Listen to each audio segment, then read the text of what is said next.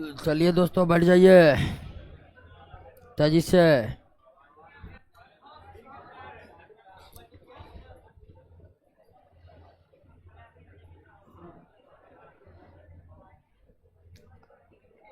आवाज ठीक है? अब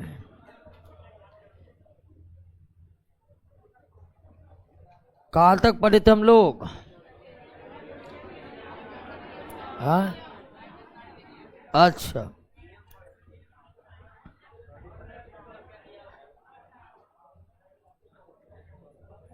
रेडियो सक्रियता का नियम पढ़ लिए थे?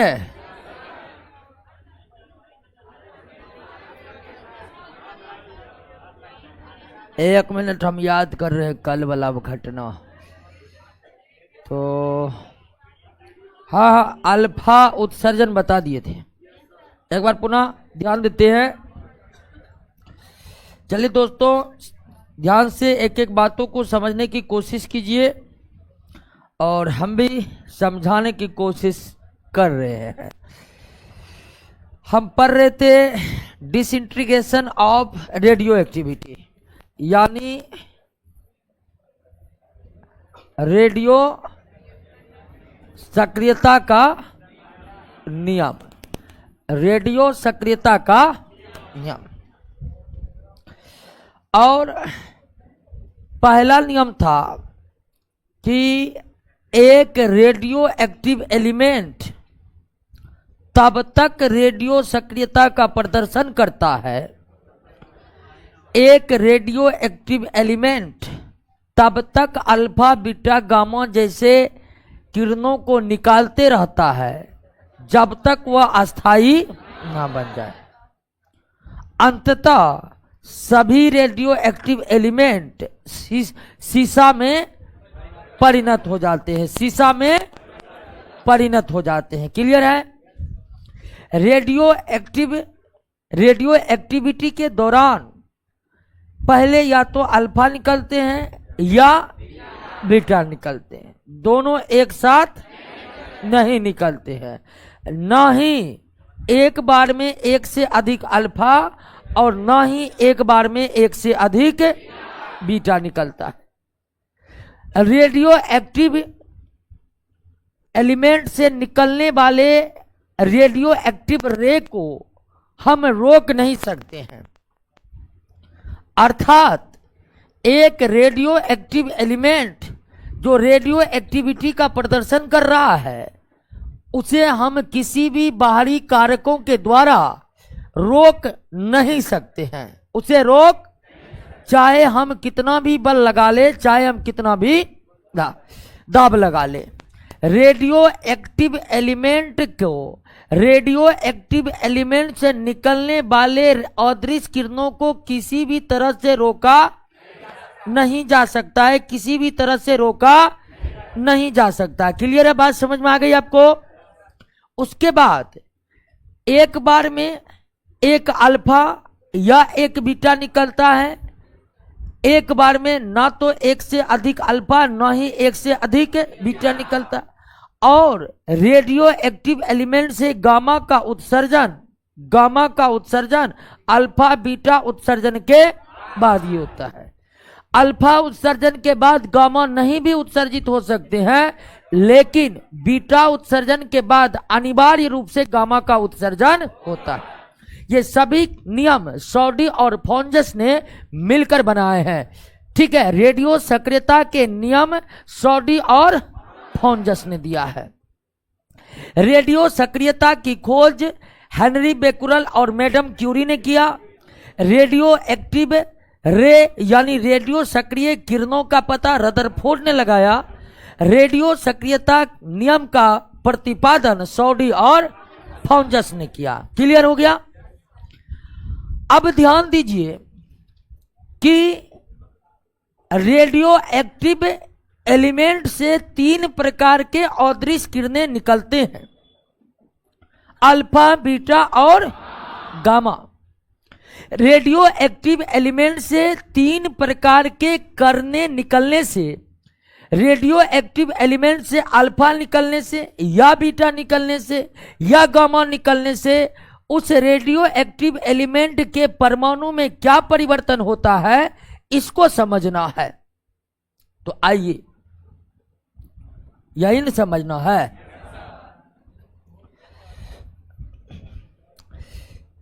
अल्फा कण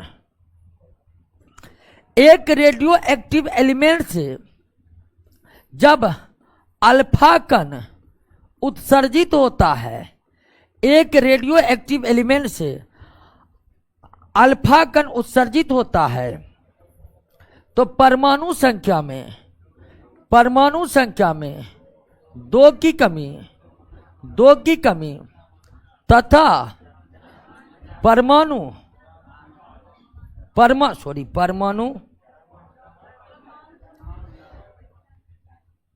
तथा द्रव्यमान संख्या में 4 की कमी हो जाती है। क्लियर हो गया? एक रेडियो एक्टिव एलिमेंट से अगर एक अल्फा कण निकल जाएगा तो परमाणु संख्या कितना घट जाएगा? 2, और द्रव्यमान संख्या कितना घट जाएगा? 4। अब ध्यान दीजिए कि एक तत्व के परमाणु का जितना परमाणु द्रव्यमान होता है उतना ही जितना द्रव्यमान संख्या होता है उतना ही परमाणु द्रव्यमान होता है।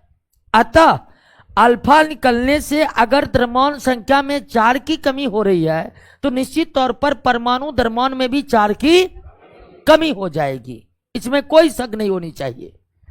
तो एक अल्फा कण निकलने से रेडियो एक्टिव एलिमेंट के परमाणु संख्या में 2 की कमी और द्रव्यमान संख्या में 4 की कमी हो जाती है। एक रेडियो एक्टिव एलिमेंट से एक अल्फा कण के उत्सर्जन से उस रेडियो एक्टिव एलिमेंट के परमाणु संख्या में 2 की कमी और द्रव्यमान संख्या में 4 की कमी होती है। ऐसा क्यों होता है? ऐसा इसलिए होता है दोस्तों कि आप ये जान चुके हैं कि अल्फा कण 2 प्रोटॉन और 2 न्यूट्रॉन का बना होता है।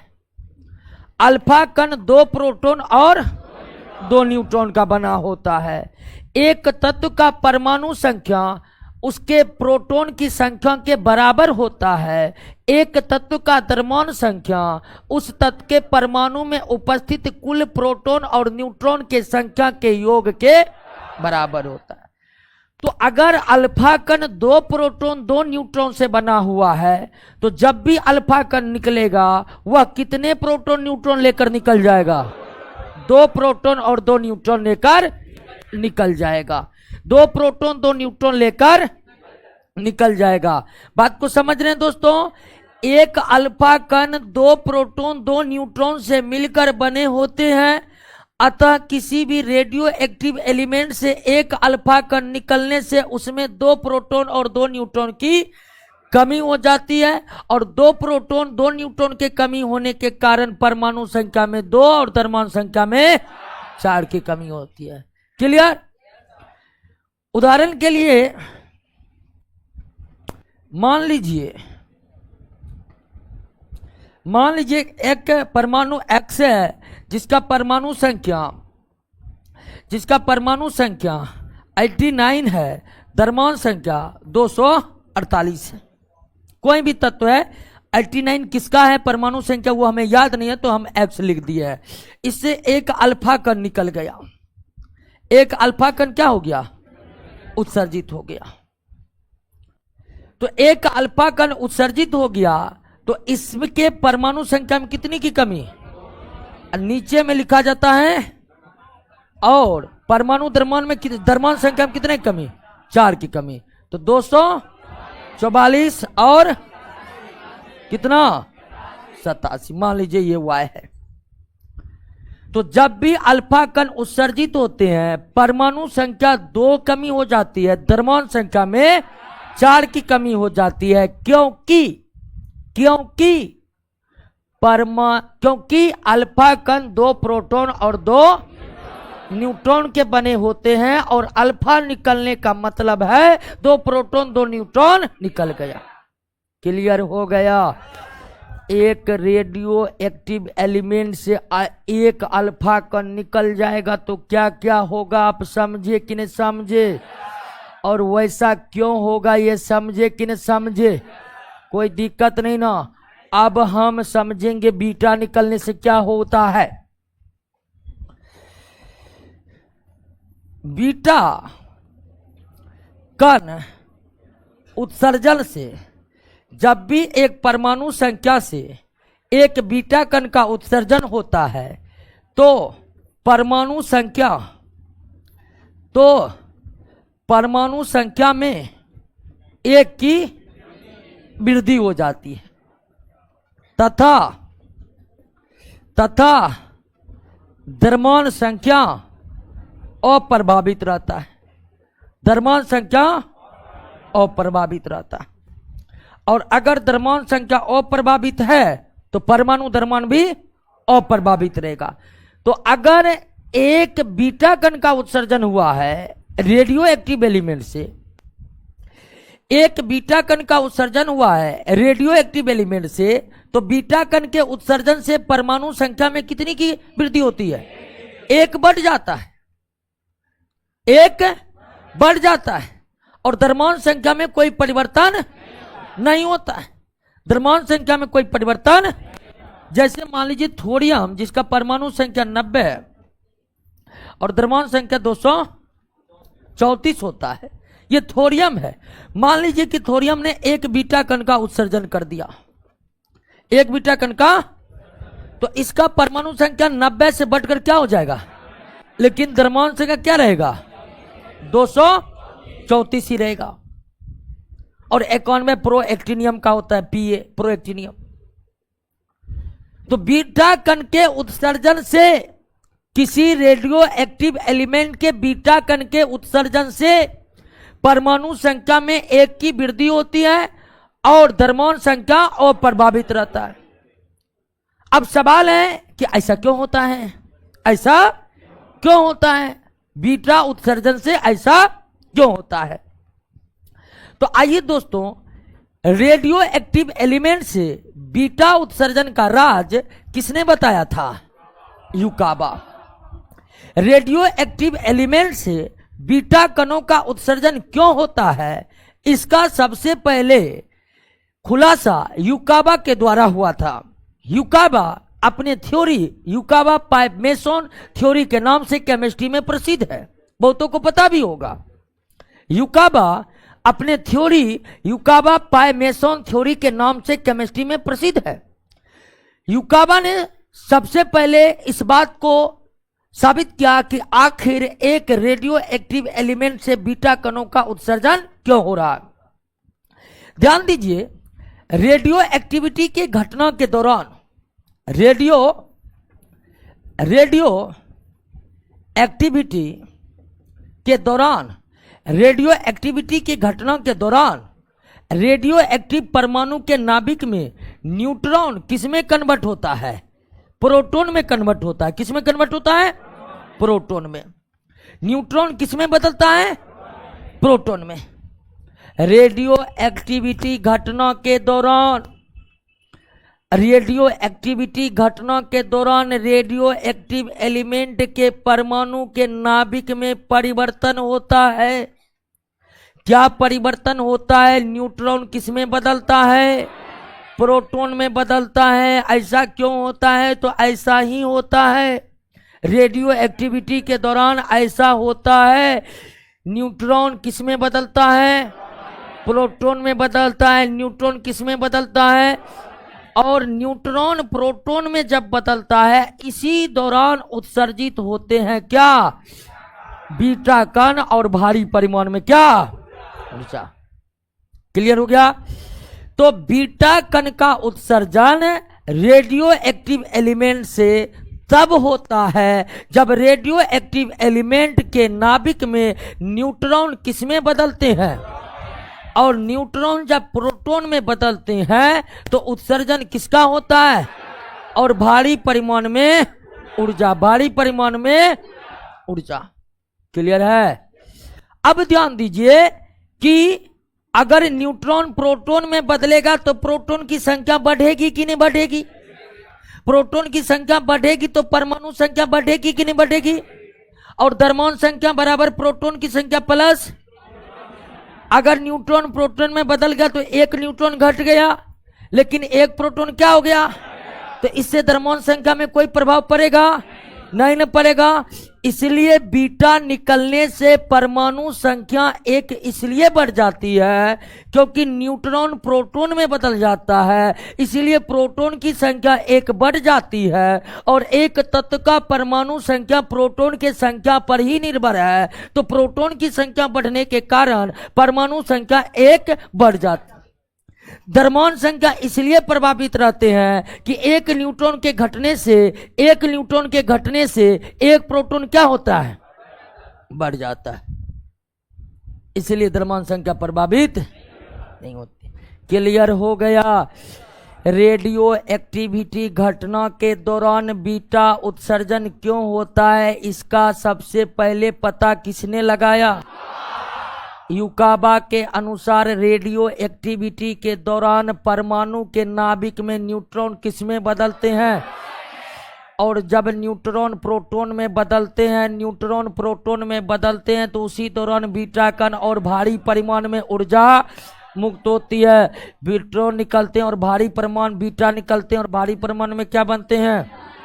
चूंकि बीटा निकलने से प्रोटॉन की संख्या बढ़ा एक, तो परमाणु संख्या एक बढ़ गया, लेकिन द्रव्यमान संख्या अप्रभावित रहा क्योंकि एक न्यूट्रॉन घटा तो एक प्रोटॉन भी क्या हो गया?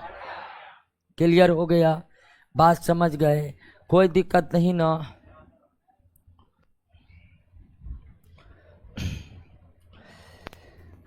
गामा तो कण के समान व्यवहार नहीं करता, ये केवल रे के समान व्यवहार करता है, तरंग के समान व्यवहार करता है। गामा उत्सर्जन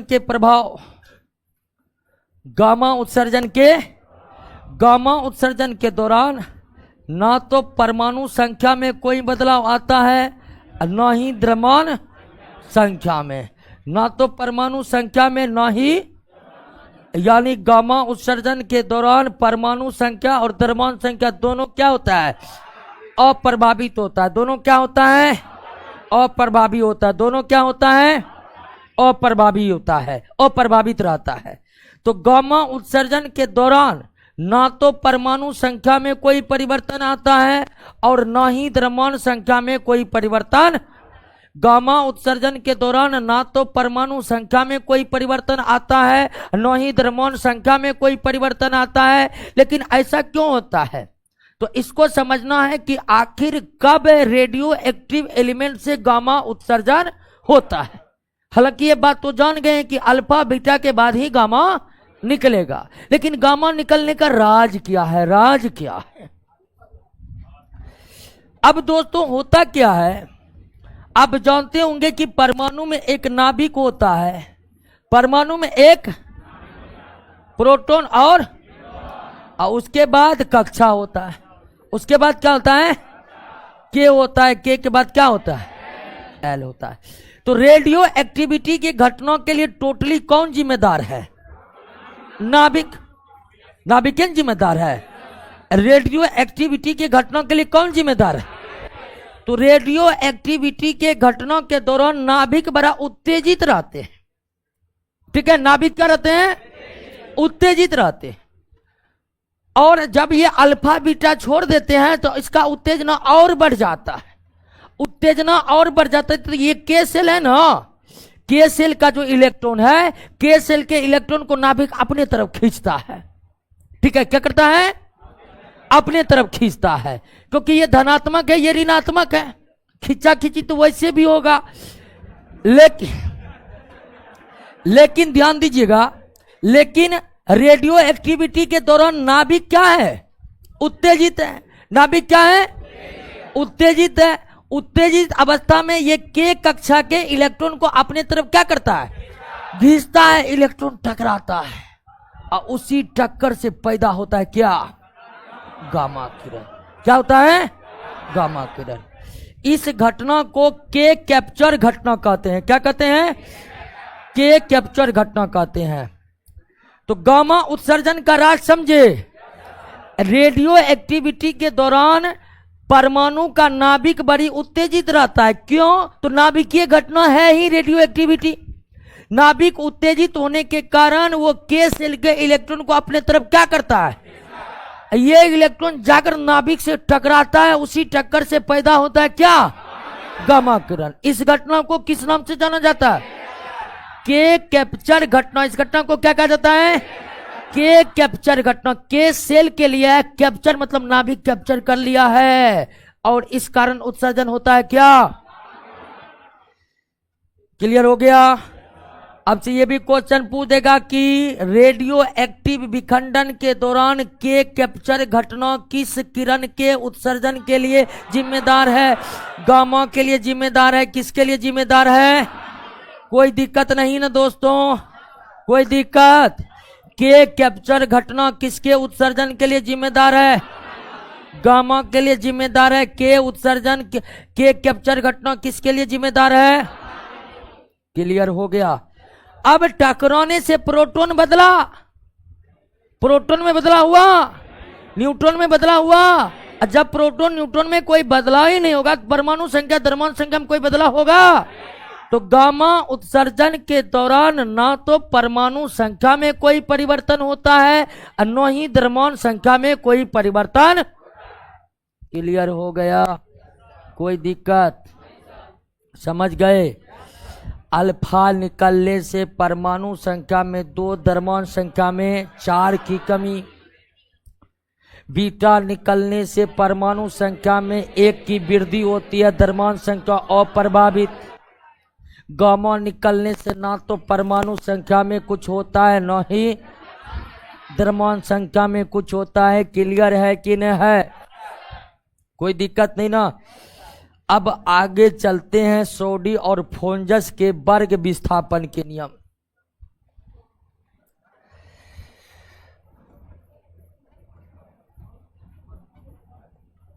वर्ग विस्थापन का नियम, ग्रुप डिस्प्लेसमेंट लॉ।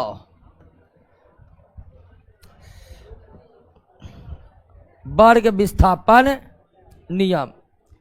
वर्ग विस्थापन नियम किससे संबंधित है, तो ये भी संबंधित है रेडियो एक्टिविटी से। किसने प्रतिपादित किया, सोडी और फोंजस ने। क्लियर है। वर्ग विस्थापन, या पीछे मुड़ कर बात करने वाले आगे आगे देखिए, हल्ला मत करिए। तो वर्ग विस्थापन नियम का वर्ग विस्थापन नियम का संबंध रेडियो एक्टिविटी के घटना से है। वर्ग विस्थापन नियम का संबंध रेडियो एक्टिविटी घटना से है और इसका भी प्रतिपादन सोडी और फोंजस ने किया है। सोडी और फोंजस ने किया है। अब यह नियम कहता है, अब यह नियम क्या कहता है, उससे पहले आप पीरियोडिक टेबल के बारे में थोड़ी सी बात जान लीजिए। पीरियोडिक टेबल के बारे में थोड़ी सी बात जान लीजिए। पीरियोडिक टेबल में तत्वों को रखा गया है बढ़ते हुए परमाणु संख्या के आधार पर, बढ़ते हुए परमाणु संख्या के आधार पर। यानी कि 1, 2, 3, 4, 5, 6, 7, 8 इसी तरह तत्वों को रखा गया है आधुनिक आवर्त सारणी में। क्लियर है, कोई दिक्कत नहीं। आधुनिक आवर्त सारणी में तत्व को बढ़ते हुए परमाणु संख्या के आधार पर रखा। तो सोडी और फोंजस का कहना है कि जब रेडियो एक्टिव तत्व अल्फा कण का उत्सर्जन कर देता है, उत्सर्जन करता है, तो वह आवर्त सारणी में वह आवर्त सारणी में वह आवर्त सारणी में 2 स्थान पीछे चला जाता है, 2 स्थान पीछे चला जाता है, 2 स्थान पीछे, या पीछे का मतलब बाएं, पीछे का मतलब बाएं, इधर इधर, समझे कि ना, पीरियोडिक टेबल में इधर 2 स्थान पीछे चला जाता है। क्लियर हो गया?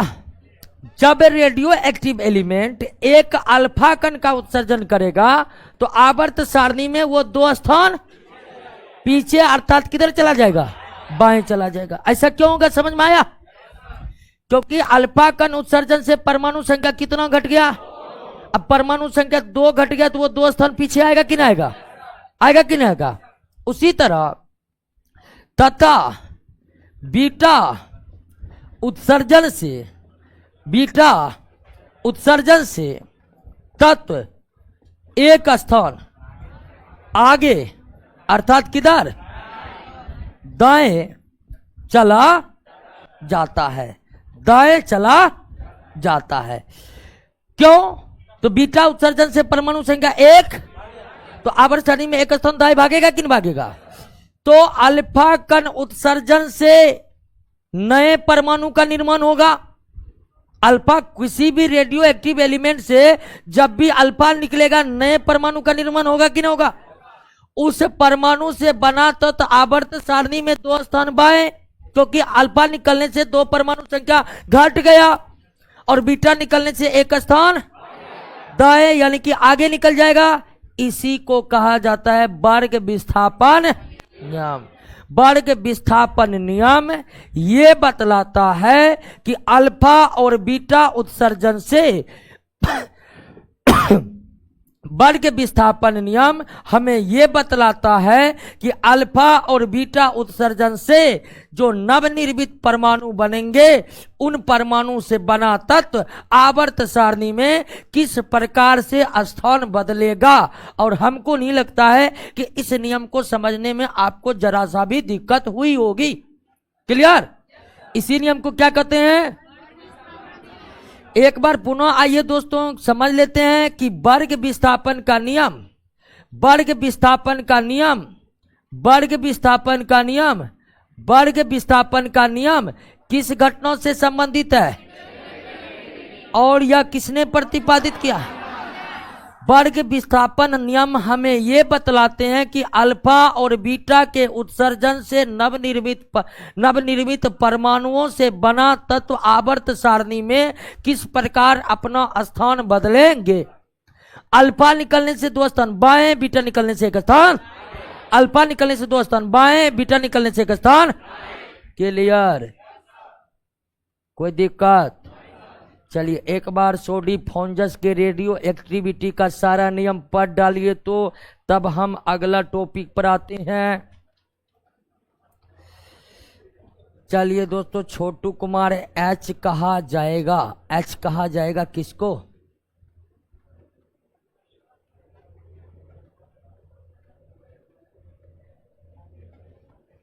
एच कहाँ जाएगा? क्या पूछ रहे हैं छोटू Kumar ji?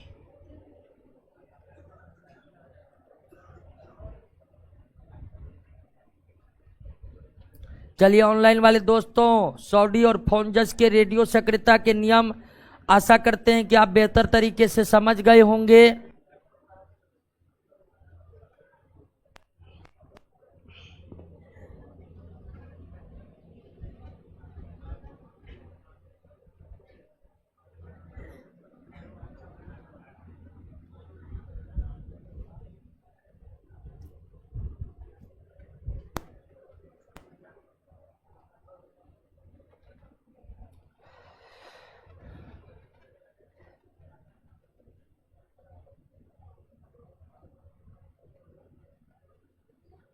H for hydrogen, hydrogen किधर है जी? हाँ, हाइड्रोजन पूछ रहा, हाइड्रोजन क्या होगा?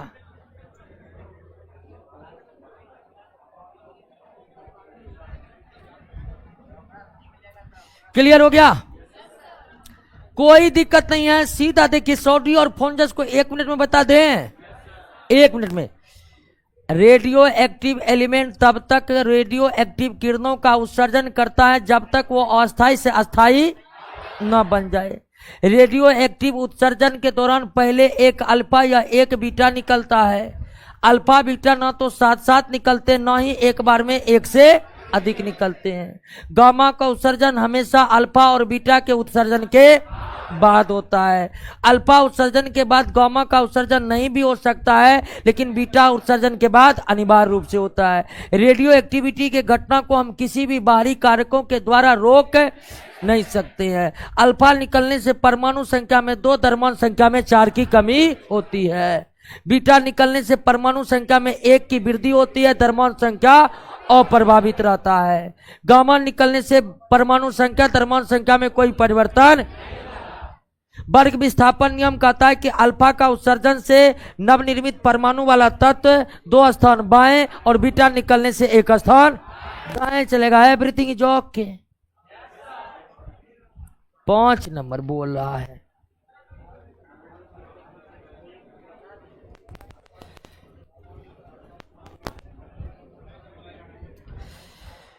आइए दोस्तों, अगला जो टॉपिक है हाफ लाइफ।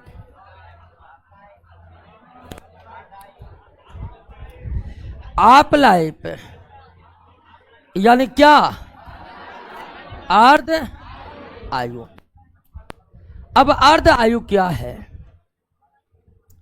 अर्ध आयु क्या है? अर्ध आयु हाफ लाइफ वह समय है जितने समय में रेडियो एक्टिव एलिमेंट में उपस्थित कुल परमाणु पहले से क्या हो जाता है? आधा हो जाता है। क्लियर है कि नहीं? अर्ध आयु वह समय है, अर्ध आयु वह समय है जितने समय में रेडियो एक्टिव एलिमेंट में उपस्थित कुल परमाणु अपने पहले का आधा हो जाता है। उदाहरण के तौर पर एक रेडियो एक्टिव एलिमेंट X है और इसके नमूने में 1,00,000 परमाणु है। 1,00,000। तो रेडियो एक्टिव विखंडन के दौरान इसके परमाणु नष्ट होते जाएंगे, क्योंकि रेडियो एक्टिव विखंडन के दौरान अगर नाभिक नष्ट हो रहा है तो परमाणु तो नष्ट होगा ही ना होगा।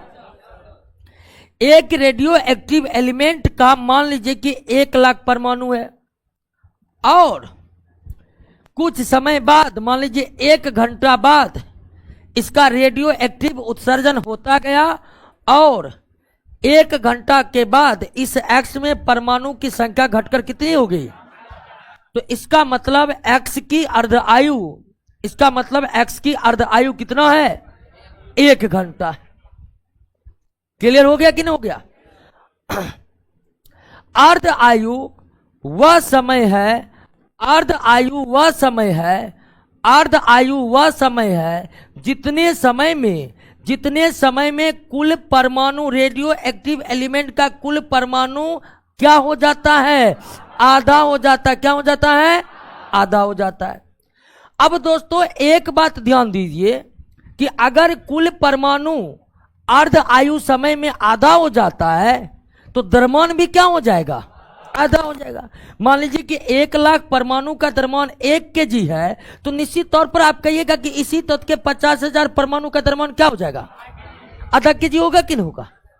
तो अर्ध आयु को हम इस तरह से भी परिभाषित कर सकते हैं कि अर्ध आयु वह समय है जितने समय में रेडियो एक्टिव एलिमेंट का द्रव्यमान पहले का क्या हो जाता है?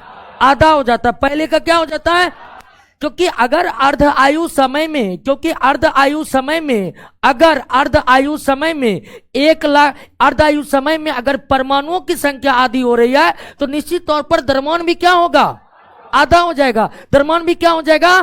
आधा हो जाएगा। क्लियर हो गया? बात समझ गए? कोई दिक्कत है? अब एक बात ध्यान दीजिए, कि अर्ध आयु जो है, अर्ध आयु जो है, अर्ध आयु जो है वह द्रव्यमान पर निर्भर नहीं करता है, द्रव्यमान पर निर्भर नहीं करता है। उदाहरण के तौर पर रेडियम एक रेडियो एक्टिव एलिमेंट है जिसका अर्ध आयु कितना होता है 1590 वर्ष। तो मान लीजिए कि 1 केजी रेडियम है तो 1590 वर्ष बाद ये क्या हो जाएगा, क्या हो जाएगा, आधा केजी। पहले का रेडियम का अर्ध आयु कितना है 1590 है, तो 1 केजी रेडियम है, अगर नमूने में 1 केजी रेडियम है तो 1590 वर्ष के बाद क्या हो जाएगा, आधा केजी हो जाएगा। 1590 वर्ष के बाद क्या हो जाएगा, आधा केजी हो जाएगा। क्लियर, बात को समझ गए। लेकिन अगर मान लीजिए कि 100 केजी रेडियम है, नमूने में कितना रेडियम है, तो 1590 में यह इसका आधा हो जाएगा, मतलब इसका आधा हो जाएगा, कितना हो जाएगा 50 केजी रेडियम हो जाएगा। अर्ध आयु द्रव्यमान पर निर्भर किया नहीं किया, किया। 1 केजी था वो भी क्या हो गया आधा, 100 केजी था वो भी क्या हो गया। तो अर्ध आयु द्रव्यमान पर निर्भर नहीं करता है, अर्ध आयु फिक्स हो रहता है। किसी भी रेडियो एक्टिव एलिमेंट का अर्ध आयु निश्चित रहता है और उतने समय में द्रव्यमान का नमूना कुछ भी हो वह आधा होकर ही रहेगा। क्या होगा, वही अगर 1000 केजी रेडियम रहेगा नमूने में तो वो भी 1590 वर्ष में क्या हो जाएगा 500 केजी हो जाएगा, आधा हो जाएगा। क्लियर हो गया, समझ गए, कोई दिक्कत नहीं। अर्ध आयु समझ गए। एक रेडियो एक्टिव एलिमेंट के कुल परमाणु जितने समय में विखंडित होकर आधा हो जाता है, जितने समय में विखंडित होकर आधा हो जाता है, उस समय को उस रेडियो एक्टिव एलिमेंट का क्या कहते हैं, अर्ध आयु कहते हैं। क्या कहते हैं, अर्ध आयु कहते हैं। अर्ध आयु रेडियो एक्टिव एलिमेंट के द्रव्यमान पर निर्भर नहीं करता है, जितना भी द्रव्यमान हो अर्ध आयु के समय वो क्या हो जाएगा, आधा हो जाएगा। क्या हो जाएगा, आधा हो जाएगा। क्लियर है, बात समझ में आ गई आपको, क्लियर।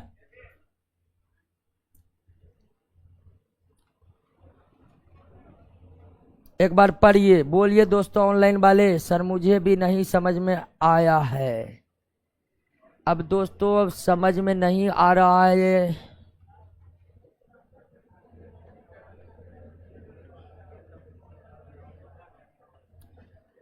एक 1590 वर्ष तक इंतजार कैसे करे कि हाफ हुआ।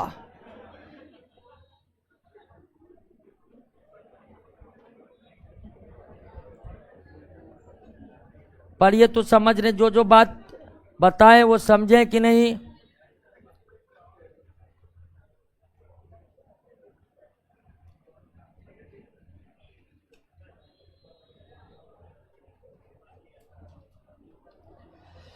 चलिए ऑनलाइन वाले दोस्तों बताइएगा अर्ध आयु समझे कि नहीं समझे।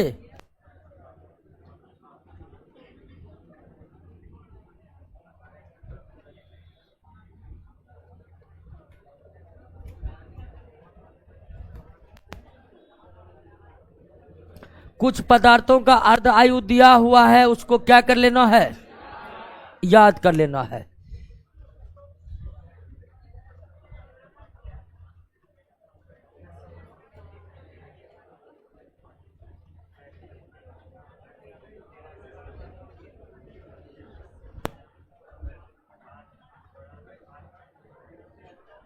चलिए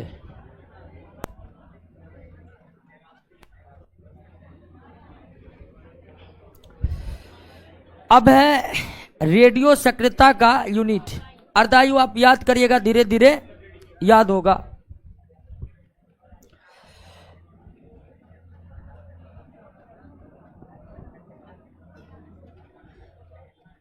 अब है रेडियो एक्टिविटी का यूनिट। यूनिट यानी कि मात्रक। क्या हो गया, मात्रक। देखिए रेडियो एक्टिविटी को मापने के लिए 3 यूनिट प्रचलित है। कितने यूनिट? 3 यूनिट प्रचलित है। एक क्यूरी, दूसरा रदरफोर्ड, दूसरा रदरफोर्ड, तीसरा है बेक्वेरेल। तीसरा क्या है? बेक्वेरेल। जिसमें एसआई यूनिट क्या है? एसआई यूनिट क्या है? बेक्वेरेल। तो रेडियो एक्टिविटी का मापन के लिए 3 यूनिट प्रचलित है, लेकिन एसआई यूनिट क्या है?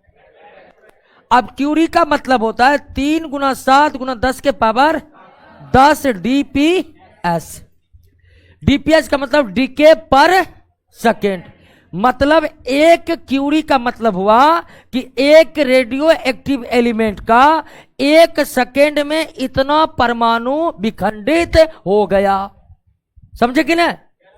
एक क्यूरी का मतलब एक रेडियो एक्टिव एलिमेंट से 1 क्यूरी विखंडित हो गया। तो इसका मतलब हुआ कि 1 सेकेंड में 3.7 × 10 के पावर 10 परमाणु क्या हो गया? विखंडित हो गया। क्लियर हो गया? उसके बाद रदरफोर्ड का मतलब होता है 10 के पावर 6 डीपीएस। 10 के पावर मतलब एक रदरफोर्ड विखंडित हुआ, तो इसका मतलब हुआ कि 1 सेकेंड में 10 के पावर 6 परमाणु विखंडित हुआ। और रेडियो एक्टिविटी मापन के लिए जो एसआई मात्रक है वो क्या है? बेक्यूरेल है। एसआई मात्रक क्या है? बेक्यूरेल है। एसआई मात्रक क्या है दोस्तों? और बेक्यूरेल का मतलब होता है 1 डीपीएस। बेक्यूरेल का मतलब यानी कि 1 बेक्यूरेल बराबर होता है 1 बेक्यूरेल बराबर होता है 1 डीपी। यानी एक बेक्यूरेल रेडियो एक्टिविटी 1 बेक्यूरेल संपन्न हुआ, तो मतलब 1 परमाणु 1 सेकेंड में विखंडित हुआ। तो रेडियो एक्टिविटी को मापन करने के लिए 3 यूनिट प्रचलित है, जिसमें सबसे ज्यादा प्रचलन किसका है? लेकिन एसआई मात्रक क्या है? बेक्यूरेल है। कोई दिक्कत? एसआई मात्रक पूछेगा तो बेक्यूरेल, प्रचलित मात्रक क्यूरी। और रदरफोर्ड मात्रक का इस्तेमाल हाल फिलहाल से हो रहा था। सबसे पुराना मात्रक क्यूरी है, बाद में बेक्यूरेल एसआई मात्रक के रूप में अपनाया गया और हाल फिलहाल में रदरफोर्ड मापन को अपनाया गया। डीपीएस का मतलब होता है डीके पर सेकेंड। डीके पर सेकेंड, डीके मतलब क्षय, और क्षय किसका? परमाणुओं का। यानी 3.7 × 10 के पावर 10 डीपीएस का मतलब है कि 1 सेकेंड में 3.7 × 10 के पावर 10 परमाणु का क्या हो गया? क्षय हो गया। 10 के पावर 6 डीपीएस का मतलब हुआ कि 1 सेकेंड में 10 के पावर 6 परमाणु का क्षय हो गया। क्लियर? कोई दिक्कत नहीं ना?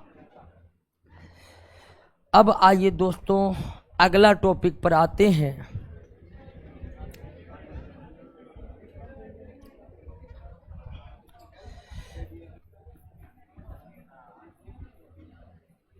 आर्टिफिशियल रेडियो एक्टिविटी, कृत्रिम रेडियो सक्रियता। अब तक जो हम रेडियो सक्रियता को पढ़ रहे थे, अब तक हम रेडियो सक्रियता, 1 मिनट ऑनलाइन वाले को देख लेते हैं। चलिए सर, ब्रोमीन भी रेडियो एक्टिव एलिमेंट है क्या? देखिए ब्रोमीन है। हम ब्रोमीन का परमाणु संख्या 35 होता है। पिछले क्लास में हम जिक्र किए थे परमाणु संख्या 83 के बाद ही रेडियो एक्टिव होते, तो ब्रोमीन कैसे हो जाएगा? ब्रोमीन नहीं हो जाएगा। ठीक है, ऑनलाइन क्लास पर भी ध्यान दीजिए। अंकुश कुमार ध्यान दे। अब क्या दे? अब बताइए, एक एक चीज को तोड़ तोड़ कर बता रहे हैं। अच्छा, कुछ लोग जो नहीं समझ रहे हैं उसका सॉल्यूशन अब हम क्या कर सकते हैं? फिर भी आप आइएगा, कोचिंग पर मिलिएगा, आपका फी हम रिफंड करवाएंगे। ठीक है, तब क्या कर सकते हैं?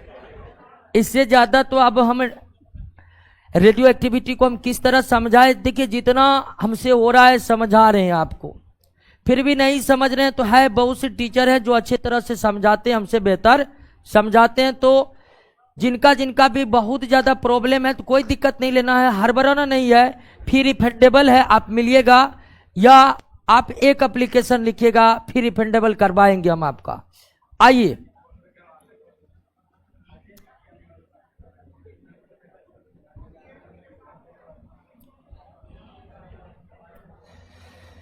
अब देखिए, इतना समझाने के बाद नहीं समझा तो इसका मतलब अब वो हमसे नहीं समझेगा, उसको दूसरा आवश्यकता है। क्या? हाँ, आर्टिफिशियल रेडियो एक्टिविटी, कृत्रिम रेडियो सक्रियता। क्लियर? आर्टिफिशियल रेडियो एक्टिविटी, कृत्रिम रेडियो सक्रियता। अब कृत्रिम रेडियो सक्रियता क्या है? अब तक तो आप ये देखे थे, अब तक आप जो रेडियो एक्टिविटी के बारे में पढ़े थे, अब तक जो आप रेडियो एक्टिविटी के बारे में पढ़े थे, तो वो एक नेचुरल रेडियो एक्टिविटी था।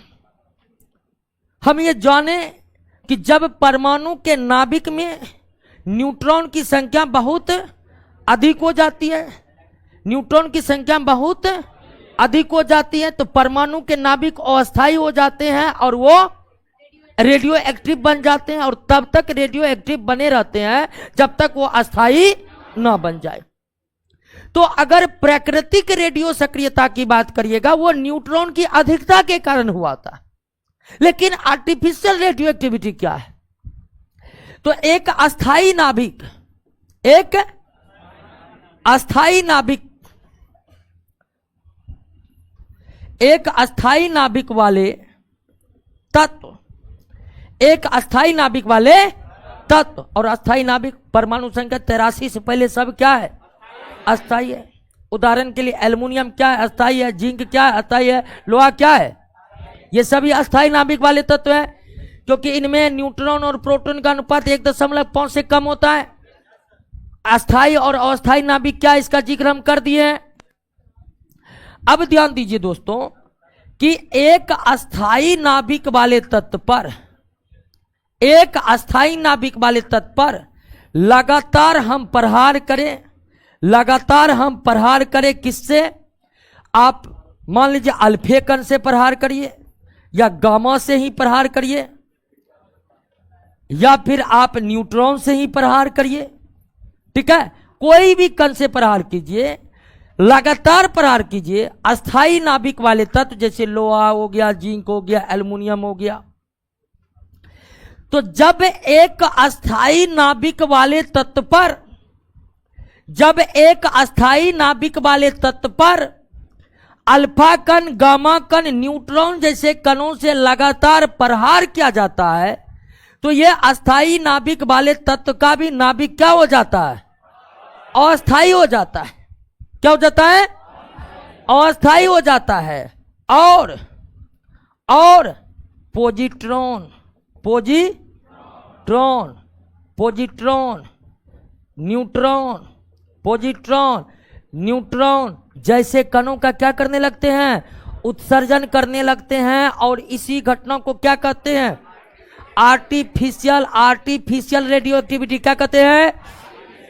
तो जब एक अस्थायी नाभिक वाले तत्व पर, जब एक अस्थायी नाभिक वाले तत्व पर अल्फा, गामा और न्यूट्रॉन, अल्फा, गामा और न्यूट्रॉन से प्रहार करवाया जाता है, तो इस अस्थायी नाभिक वाले तत्व का भी नाभिक क्या हो जाता है?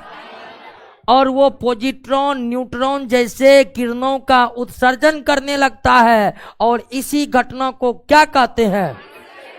क्लियर हो गया? यानी कृत्रिम रेडियो सक्रियता एक कृत्रिम घटना है जो घटा सकते हैं किसके साथ?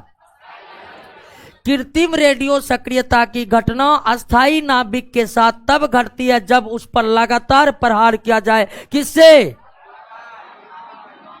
किससे? और धीरे धीरे ये क्या हो जाता है? अस्थायी बन जाता है। क्लियर हो गया? कोई दिक्कत नहीं? क्लियर हो गया ना? अब ध्यान दीजिए कि अस्थायी नाभिक अस्थायी बन गया तो रेडियो एक्टिव तो बन ही गया। क्योंकि रेडियो एक्टिव का पहचान क्या है? अस्थायी होना। लेकिन एक कृत्रिम रेडियो सक्रियता के दौरान अल्फा बीटा गामा जैसे तत्व, अल्फा बीटा गामा जैसे किरण नहीं निकलते हैं, बल्कि पॉजिट्रॉन जैसे किरण निकलते हैं, न्यूट्रॉन जैसे किरण निकलते हैं। बात को समझे कि नहीं समझे? क्लियर हो गया कि नहीं हो गया? और इस कृत्रिम रेडियो सक्रियता का खोज, इस कृत्रिम रेडियो सक्रियता का खोज, इस कृत्रिम रेडियो सक्रियता का खोज आयरीन क्यूरी ने किया था। किसने? Irene Curie. और इसी के हस्बैंड थे एफ जोलियट, एफ जोलियट। और आपको जानकर हैरानी होगी, आयरीन क्यूरी मैडम क्यूरी के पुत्री हैं, डॉक्टर हैं, समझे कि नहीं? और आयरीन क्यूरी ने किसके साथ कृत्रिम रेडियो घटना का अंजाम दिया? एल्युमिनियम। और आयरीन क्यूरी ने जब एल्युमिनियम या फिर बोरन के किरणों पर किससे प्रहार किए? अल्फा किरणों का प्रहार किए, तो एल्युमिनियम और बोरन जैसे तत्व जो है, एल्युमिनियम और बोरन से किसका उत्सर्जन होने लगा? पॉजिट्रॉन का उत्सर्जन होने लगा। पहली बार आयरीन क्यूरी और एफ जोलियट सम्मिलित रूप से एल्युमिनियम और बोरन के परमाणु पर लगातार अल्फा कणों का प्रहार करवाया, तो एल्युमिनियम और बोरन के परमाणु से किसका उत्सर्जन होने लगा? और ये तब भी होता रहा जब अल्फा कणों का प्रहार बंद कर दिया गया, तब भी ये कण पॉजिट्रॉन उत्सर्जित करते रह गए। इसी घटना को इन्होंने क्या नाम दिया? Artificial radio activity. यानी आर्टिफिशियल कृत्रिम रेडियो सक्रियता के तहत हम अस्थाई नाभिक वाले तत्व को भी अस्थाई नाभिक बना सकते हैं, अर्थात जो रेडियो एक्टिविटी का प्रदर्शन नहीं करता है उसको भी हम रेडियो एक्टिव बना सकते हैं। ये कृत्रिम रेडियो सक्रियता के दौरान हम अस्थाई नाभिक को अस्थाई नाभिक कैसे बना सकते हैं? तो अस्थाई नाभिक वाले परमाणु पर अल्फा कणों का प्रहार करके, या गामा का प्रहार करके, या हाइड्रोजन के समस्थानिक ड्यूट्रॉन का प्रहार करके, इन सब कणों का प्रहार करके आप अस्थाई नाभिक वाले तत्व को अस्थाई में बदल सकते हैं या रेडियो एक्टिव में बदल सकते हैं। अब आपने जो सॉडी और फोन्जस का रेडियो एक्टिविटी का नियम पढ़े, वह नियम तो उन्होंने प्राकृतिक रेडियो सक्रियता के लिए स्थापित किया था, क्या था कि नहीं? सॉडी और फोन्जस का हम जो रेडियो एक्टिविटी का नियम पढ़े, वह रेडियो एक्टिविटी का नियम उन्होंने किसके लिए स्थापित, प्राकृतिक रेडियो सक्रियता के लिए बनाए थे। सॉडी और फोन्जस का रेडियो एक्टिविटी का जो नियम आप पढ़े इससे पहले, वो प्राकृतिक रेडियो सक्रियता पर आधारित था। तो अब सबसे बड़ा सवाल यही है कि क्या एक कृत्रिम रेडियो सक्रियता, जब एक कृत्रिम रेडियो सक्रिय एलिमेंट क्या सॉडी और फोन्जस के रेडियो सक्रियता का पालन करता है? तो बिल्कुल करता है, बिल्कुल करता है। अब वो नियम का पालन नहीं करेगा, जैसे हम पढ़े थे कि अल्फा उत्सर्जन कब होगा, बीटा कब होगा, गामा कब होगा। तो कृत्रिम रेडियो सक्रियता तो अल्फा बीटा गामा नहीं उत्सर्जन होता है, बल्कि पॉजिट्रॉन का उत्सर्जन होता है, न्यूट्रॉन का उत्सर्जन होता है, इसका उत्सर्जन होता है। तो वो सब नियम नहीं लागू होंगे फोर्डी और सोन्जस का, जो इस कृत्रिम रेडियो सक्रियता के दौरान प्रदर्शित होते ही नहीं है। क्लियर हो गया? बात समझ गए? कोई दिक्कत? पढ़िए कृत्रिम रेडियो सक्रियता को।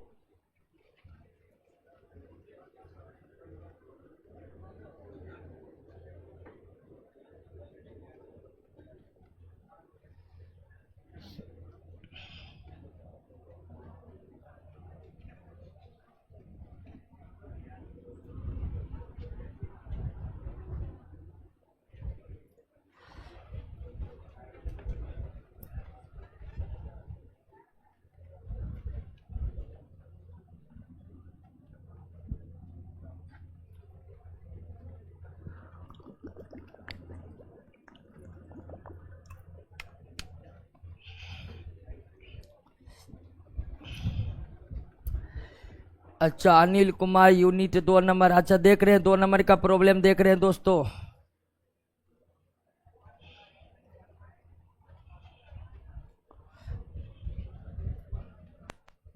क्या कृत्रिम रेडियो सक्रियता को समझे कि नहीं समझे?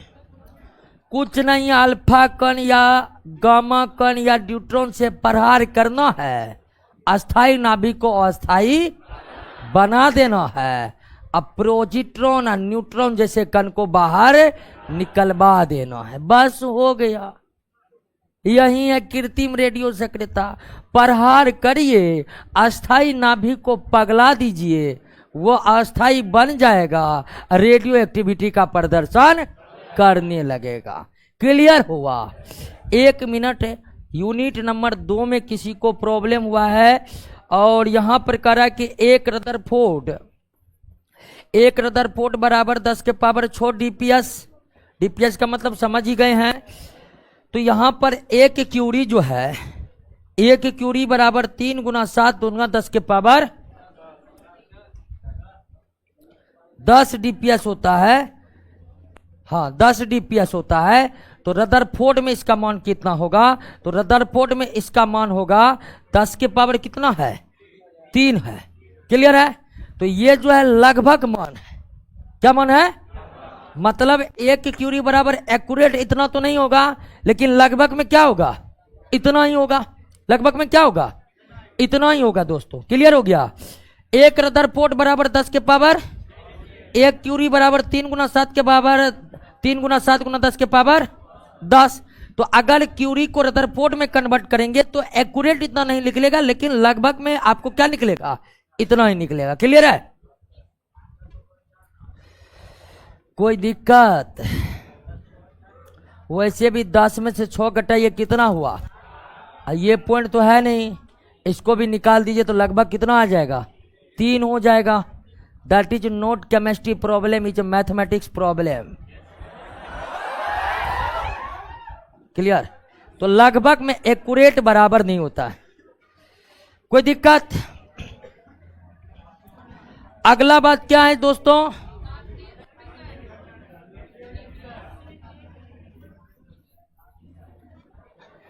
Nuclear fusion.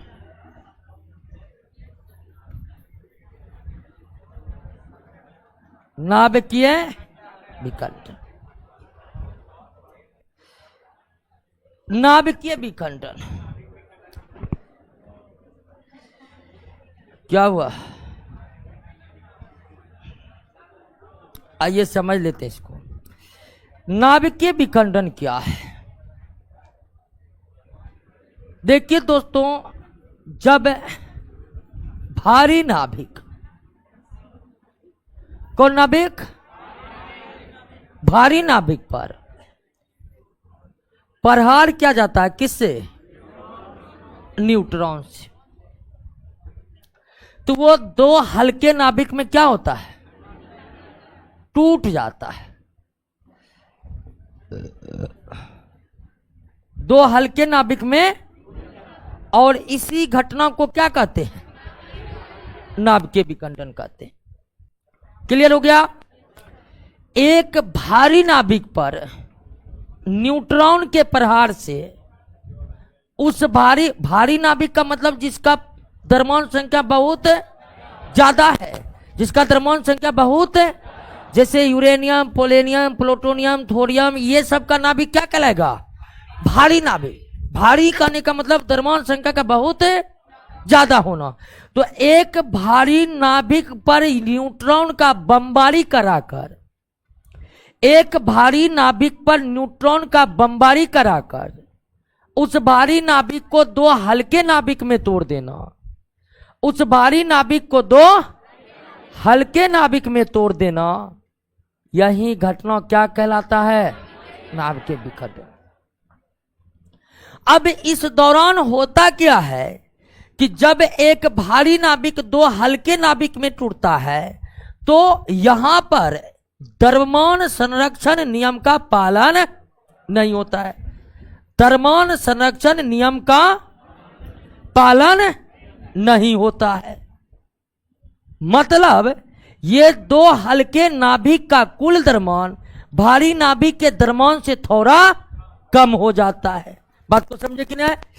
एक भारी नाभिक पर न्यूट्रॉन के कणों से बमबारी कराकर उसे दो हल्के नाभिक में तोड़ देना नाभिकीय विखंडन कहलाता है, नाभिकीय विखंडन कहलाता है।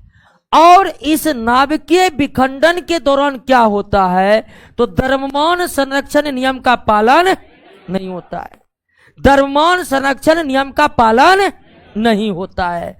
द्रव्यमान संरक्षण नियम कहता है कि पहले जितना द्रव्यमान था उतना ही बाद में होगा, यह द्रव्यमान संरक्षण नियम कहता है। लेकिन यहां पर द्रव्यमान संरक्षण नियम का पालन नहीं होता है। कैसे नहीं होता है, तो ये दोनों जो हल्का नाभिक बना है इसका कुल द्रव्यमान भारी नाभिक के द्रव्यमान से थोड़ा कम हो जाता है। अब जो द्रव्यमान कम होता है वो कहां जाता है, जो द्रव्यमान कम होता है वो द्रव्यमान, जो द्रव्यमान कम होता है वो द्रव्यमान किस में कन्वर्ट हो जाता है, ऊर्जा में कन्वर्ट हो जाता है। और द्रव्यमान जब ऊर्जा में कन्वर्ट होता है तो वो आइंस्टीन के नियम E बराबर mc स्क्वायर का पालन करते हुए, द्रव्यमान के नियम का पालन mc E बराबर mc स्क्वायर का पालन करते हुए ऊर्जा में बदलता है। और E बराबर mc, जहां E ऊर्जा है, m द्रव्यमान है, c प्रकाश का वेग है। अगर E बराबर mc स्क्वायर के रूल पर 1 ग्राम की बात करिएगा तो अगर 1 ग्राम द्रव्यमान की बात होगी तो 9 गुना 10 के पावर 13 जूल ऊर्जा बनेगा। m के जगह 1 ग्राम फिक्स करिए और c के जगह प्रकाश के वेग को रखिए। ग्राम है तो इसको बेटा 1000 कर लीजिए, यानी उत्सर्जित उष्मा 1/1000 kg गुना प्रकाश का वेग 3 गुना 10 के पावर 8। इसका मान निकालिएगा तो कितना निकलेगा, 9 गुना 10 के पावर 13 जूल। तो अगर E बराबर mc स्क्वायर का पालन हम करें तो 1 ग्राम द्रव्यमान में कमी होने से, 1 ग्राम द्रव्यमान में कमी होने से 9 गुना 10 के पावर 13 जूल ऊर्जा मुक्त होगी। तो नाभिकीय विखंडन के दौरान द्रव्यमान संरक्षण नियम का पालन नहीं होता है। नवनिर्मित हल्के नाभिकों का द्रव्यमान भारी नाभिक के द्रव्यमान से कम होता है, यानी द्रव्यमान में कमी होती है। और जो द्रव्यमान में कमी होती है वो ऊर्जा में कन्वर्ट होता है। और जब कभी द्रव्यमान ऊर्जा में कन्वर्ट होता है तो विपुल मात्रा में ऊर्जा बाहर निकलता है, भारी परिमाण में ऊर्जा बाहर निकलता है। क्योंकि द्रव्यमान ऊर्जा में बदलेगा तो किस नियम का पालन करेगा, भारी परिमाण में ऊर्जा निकलता है। तो नाभिकीय विखंडन के दौरान, नाभिकीय विखंडन के दौरान, नाभिकीय विखंडन के दौरान भारी परिमाण में ऊर्जा निकलता है। दोस्तों, नाभिकीय विखंडन के दौरान भारी परिमाण में ऊर्जा निकलता है, नाभिकीय विखंडन के दौरान भारी परिमाण में ऊर्जा निकलता है। क्लियर हो गया? एक बार पुनः समझिए।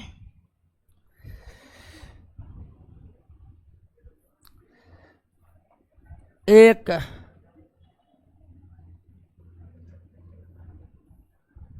भारी नाभिक पर जब किससे प्रहार करते तो वो हल्के नाभिक में क्या होता है, टूट जाता है। हल्के नाभिक में क्या होता है, और इसी घटना को क्या कहते हैं, इसी घटना को क्या कहते हैं, नाभिकीय। इस दौरान द्रव्यमान संरक्षण नियम का पालन, नवनिर्मित हल्के नाभिकों का द्रव्यमान भारी नाभिक से कम हो जाता है। द्रव्यमान जो भी कम होता है वो किस में कन्वर्ट हो जाता है, ऊर्जा में कन्वर्ट हो जाता है। और द्रव्यमान ऊर्जा में कन्वर्ट होगा तो भारी परिमाण में ऊर्जा निकलेगा।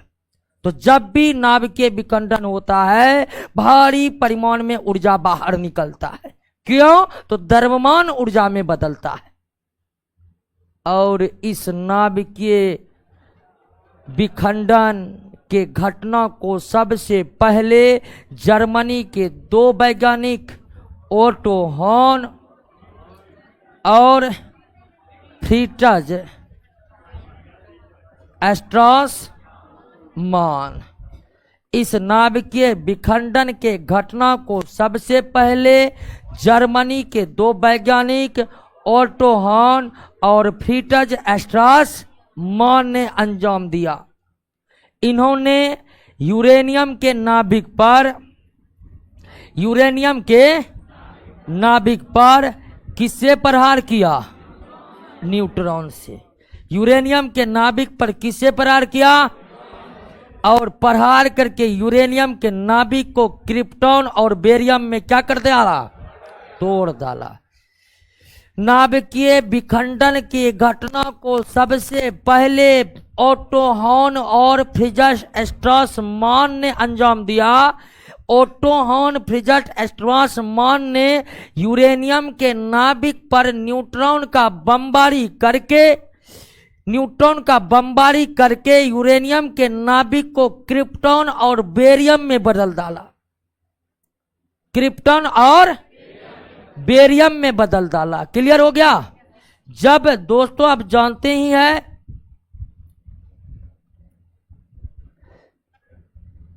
ओटो हॉर्न और फ्रिट्ज स्ट्रासमान ने यूरेनियम जिसका परमाणु संख्या 92, 235, 238 होता है, इस पर किससे प्रहार किया? न्यूट्रॉन से प्रहार किया। किससे प्रहार किया? और इस यूरेनियम के नाभिक को तोड़ डाला। किसमें? क्रिप्टॉन और बेरियम में। क्रिप्टॉन 36 और 56। 92 पुर गया। 6 12 5 3 8 1 9। तो एक भारी नाभिक जिसमें 92 प्रोटॉन था वो आधा लगभग हल्का नाभिक में टूट गया ना। इसका परमाणु संख्या 92 और 141 होता है। क्लियर हो गया? तो ओटो हॉर्न ने सबसे पहले नाभिकीय विखंडन के घटना को अंजाम दिया। ओटो हॉर्न और फ्रिट्ज स्ट्रासमान ने सबसे पहले किस तत्व के परमाणु के नाभिक को विखंडित किया? किसके सहायता से? और यूरेनियम के नाभिक को खंडित करके किसके नाभिक में बदल दिया? क्रिप्टॉन और बेरियम के नाभिक में। क्लियर हुआ? अब ध्यान दीजिए दोस्तों कि इन दोनों के परमाणु द्रव्यमान का योग यूरेनियम के कुल परमाणु द्रव्यमान के योग से थोड़ा कम होता है। और जो द्रव्यमान की कमी होती है वो किसमें कन्वर्ट होती है? तो जब भी नाभिक का आप विखंडन करेंगे, जब भी आप नाभिकीय विखंडन की प्रक्रिया को अंजाम देंगे, तब ऊर्जा का एक भारी परिमाण मुक्त होगा। ऐसा क्यों होगा? तो आपको बताएं कि द्रव्यमान संरक्षण नियम का पालन यहां पर नवनिर्मित हल्के नाभिक का द्रव्यमान भारी नाभिक से क्या हो जाता है?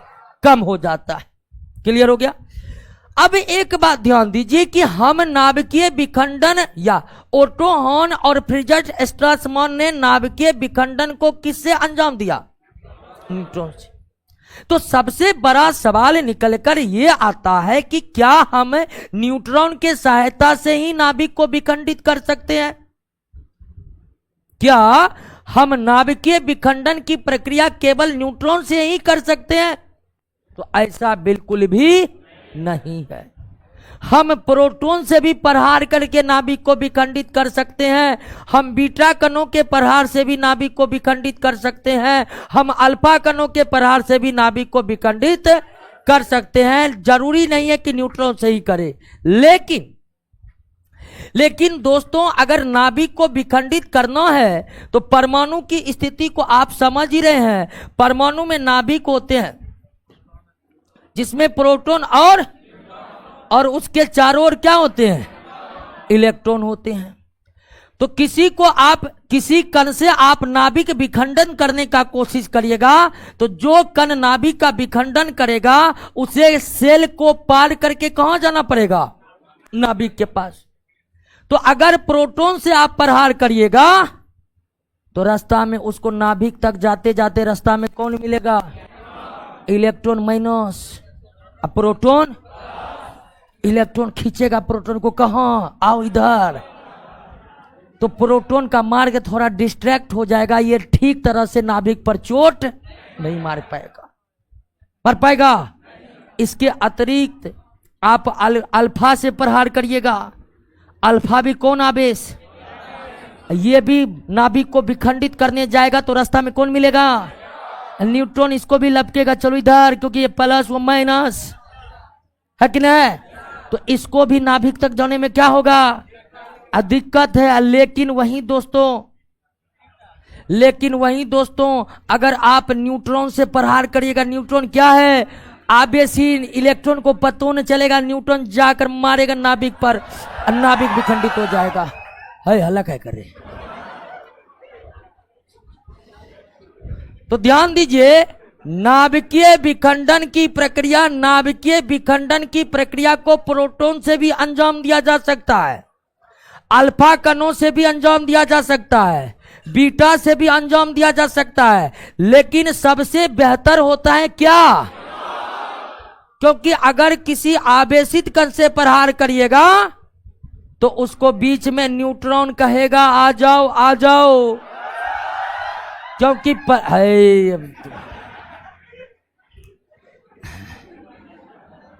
प्लस माइनस एक दूसरे को क्या करते हैं, लेकिन न्यूट्रॉन तो आवेशहीन है, इसको नाभिक पर प्रहार करने दीजिएगा, डायरेक्ट नाभिक पर जाकर चोट मारेगा। इसको इलेक्ट्रॉन मार्ग में जरा सा भी बाधा, इसीलिए नाभिकीय विखंडन करवाना सबसे बेहतर होता है किसके सहायता से? न्यूट्रॉन की सहायता से। क्लियर हो गया? बात को समझ गए? कोई दिक्कत नहीं ना? अब ध्यान दीजिए दोस्तों कि जब भी नाभिक का विखंडन होता है, जब भी नाभिक का जीरो इसलिए दिया कि आवेशहीन है, जब भी नाभिक विखंडित होता है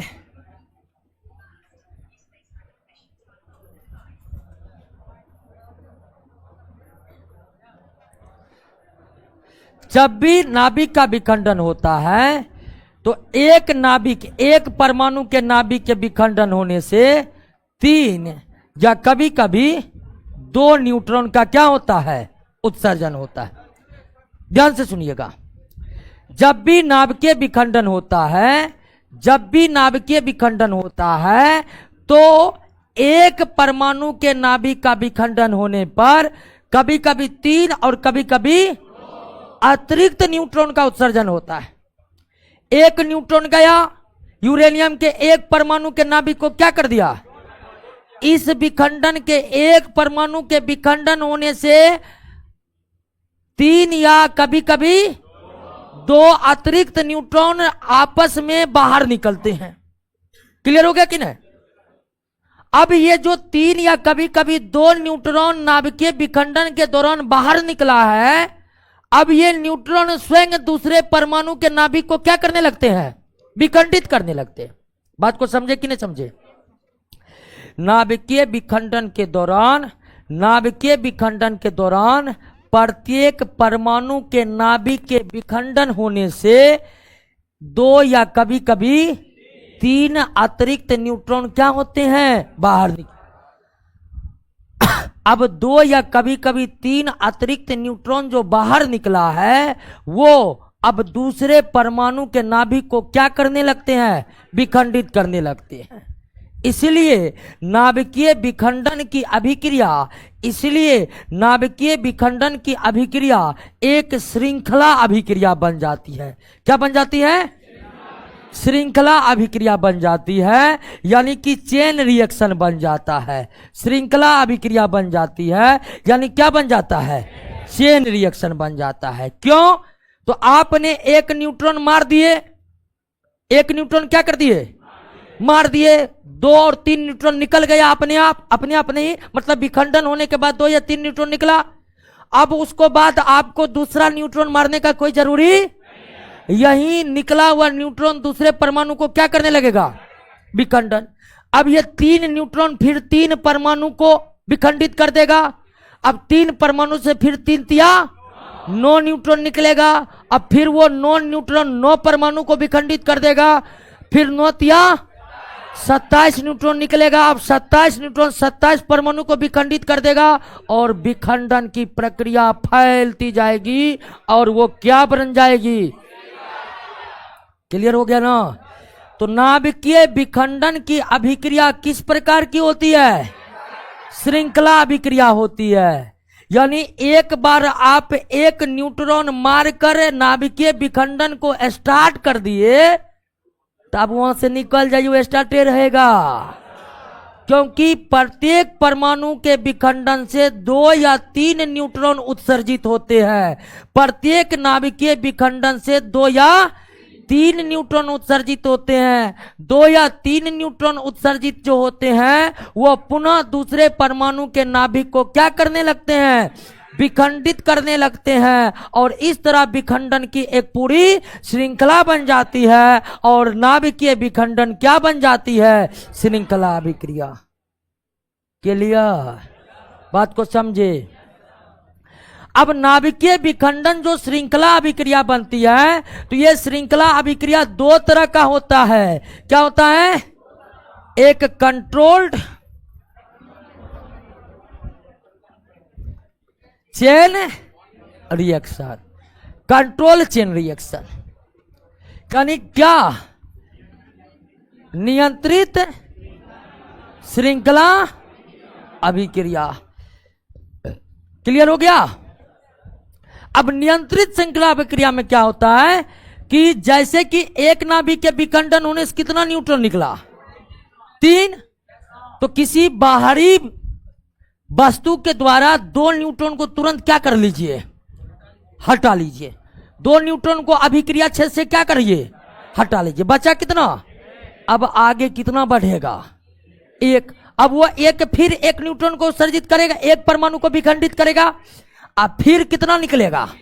अब फिर तुरंत उससे 2 को क्या करिए? हटा लीजिए। आगे कितना रहेगा? 1। तो अगर हम नाभिकीय विखंडन के दौरान उत्सर्जित न्यूट्रॉन में से 3 न्यूट्रॉन में से 2 को किसी न किसी विधि से हटा दे तो आगे की अभिक्रिया में कितना जाएगा? 1 न्यूट्रॉन जाएगा, और 1 न्यूट्रॉन एक परमाणु को विखंडित करेगा, फिर 3 निकलेगा, फिर हम 2 को क्या कर लेंगे? हटा लेंगे, फिर आगे 1 न्यूट्रॉन जाएगा, फिर 3 निकला, फिर 2 को क्या कर लेंगे? तो जब नाभिकीय विखंडन के दौरान उत्सर्जित होने वाले न्यूट्रॉन में से अतिरिक्त न्यूट्रॉन को हटाकर आगे की अभिक्रिया में मात्र कितना को छोड़ा जाए, तो विखंडन की अभिक्रिया क्या बना रहता है, और इसे ही क्या कहते हैं? क्लियर हो गया? 3 उत्सर्जित हुआ, छोड़ दिए, तब वो क्या हो गया? अनियंत्रित हो गया। क्या हो गया? तो नाभिकीय विखंडन की अभिक्रिया एक श्रृंखला अभिक्रिया होती है। श्रृंखला अभिक्रिया 2 तरह की होती है, नियंत्रित और। जब नाभिकीय विखंडन के दौरान उत्सर्जित होने वाले न्यूट्रॉन में से अतिरिक्त न्यूट्रॉन को हटाकर आगे की अभिक्रिया में मात्र 1 न्यूट्रॉन को रखे, तब अभिक्रिया जो है नियंत्रित बनी रहती है। लेकिन अगर न्यूट्रॉन को अभिक्रिया क्षेत्र से न हटाए, जस का तस रहने दे, तो वो विखंडन की अभिक्रिया क्या हो जाती है? अनियंत्रित हो जाती है। अनियंत्रित विखंडन अभिक्रिया के सिद्धांत पर ही परमाणु बम बनाए जाते हैं। अनियंत्रित विखंडन के अभिक्रिया पर ही परमाणु बम बनाए जाते हैं, जबकि नियंत्रित विखंडन अभिक्रिया के आधार पर परमाणु रिएक्टर बनाए जाते हैं। अनियंत्रित विखंडन के अभिक्रिया के आधार पर परमाणु बम बनाए जाते हैं, और नियंत्रित विखंडन की अभिक्रिया पर परमाणु रिएक्टर बनाए जाते। क्लियर? विखंडन समझे? कोई दिक्कत नहीं ना? और नियंत्रित विखंडन की अभिक्रिया के आधार पर क्या बनाए जाते हैं? परमाणु। नियंत्रित विखंडन की अभिक्रिया पर परमाणु रिएक्टर। आइए नेक्स्ट क्लास में दोस्तों हम परमाणु रिएक्टर का जिक्र करेंगे। क्लियर है? और आप लोग क्वेश्चन पर जाते हैं कि नहीं? ये बोला नहीं जाती, काहे इतना जी? बेहोश होकर तब बाद में दुकान खोलना पड़ेगा, तब समझ में आएगा। समझे? तो आप लोग प्रतिदिन क्वेश्चन पर जाइए। क्लास में क्या समझे ये क्वेश्चन पर जाने के बाद ही पता चलेगा। समझे कि नहीं समझे? और निश्चित ही प्रत्येक दिन के क्लास से आपको प्रश्न बनेगा ही। क्लियर? उधर उधर नीचे से जाइए। तो आइए आप लोग प्रत्येक दिन क्वेश्चन पर जाइए और क्वेश्चन का कलेक्शन, ब्रह्मांड का सारा क्वेश्चन हमारे नोट में है एक जगह। समझे कि नहीं समझे? तो आइए दोस्तों नेक्स्ट क्लास की बात करते हैं। चलिए ऑनलाइन वाले दोस्तों, अनिल कुमार, छोटू कुमार, प्रिंस कुमार, कृष्णा कुमार, तो ऑनलाइन वाले दोस्तों सभी लोग प्रश्न पर जाइए। प्रश्न पर प्रश्न खुद से बनाते हैं कि नहीं ऑनलाइन वाले?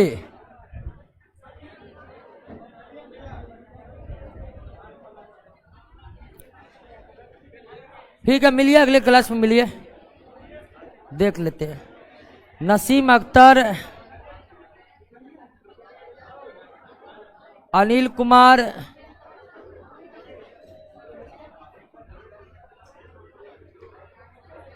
दिलखुश कुमार, श्याम सुंदर कुमार, प्रियरंजन कुमार, अनुज कुमार, मोहम्मद वाहिद, नीतीश कुमार, बिल्कुल सभी ऑनलाइन वाले रुकिए ना, हो 2 मिनट रुकिए। नीतीश कुमार, सभी ऑनलाइन वाले से रिक्वेस्ट है कि बहुत लोग कह रहे हैं कि कुछ पॉइंट नहीं समझ में आ रहा है, तो आप निश्चित प्रत्येक दिन प्रश्नों पर जाइए और प्रश्न को बनाइए, तब सही में पता चलेगा कि वास्तव में समझ रहे हैं कि नहीं समझ रहे हैं। नहीं बनता है, अभिमन्यु कुमार से नहीं बनता, ऐसा नहीं हो सकता है।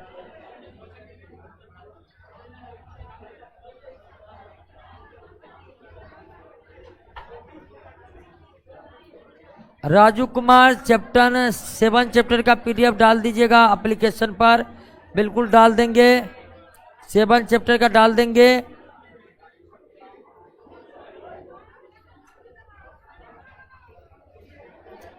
चंद्रशेखर यादव,